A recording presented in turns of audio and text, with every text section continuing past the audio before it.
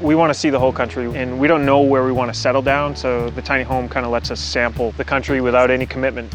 My name is Chloe Barcelo. And my name is Brandon Batchelder, and this is our tiny home in Hampton, New Hampshire. About 90% of the tiny home is recycled. Our front door came from a flea market. All of our block and tackle pulleys came from flea markets. A lot of our friends came forward and offered us things. It gives everything in the tiny house a little story. The next thought was, how small can this be in transit and how big can we make it when we park? Basically, the roof floats on 4 legs, which are hoisted by the pulleys. One of the really great things about creating the hoisting roof and putting windows all around is that it creates such an interesting space up there. It's a tiny house. You're always in the same room no matter where you are. But when you're up there, you feel like you're in a different space. The idea for the chicken wire was that we could have something where you could see all of your belongings and you could still enjoy them, but if we were to travel, we wouldn't have to box the stuff up either because they have covers.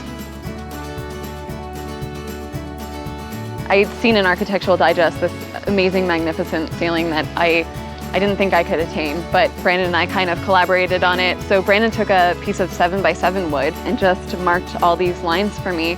And I spent a few days like Michelangelo. It was a really inexpensive way to get a whole lot of bang for your buck. When Brandon first started designing the home, he had to basically elevate the first floor, which gave us sort of a step down into the kitchen. And at first we were thinking, oh, we can use this step to incorporate some storage. However, we have a bunny rabbit, and all of a sudden it was like this eureka moment for us to actually give that little space to Cosmos. I grew up watching Tom and Jerry, and I used to just get a kick out of the concept of the mouse has this like apartment in the wall. We kind of made the holes to go in there after Jerry's mouse hole. Honestly, every time he comes out of there and pokes his head out of the hole, it's just hilarious. We laugh about it every single time. I like that our tiny home has imperfections all over the place. It gives it character. That we built it and that we paid for it ourselves is a very accomplishing feeling.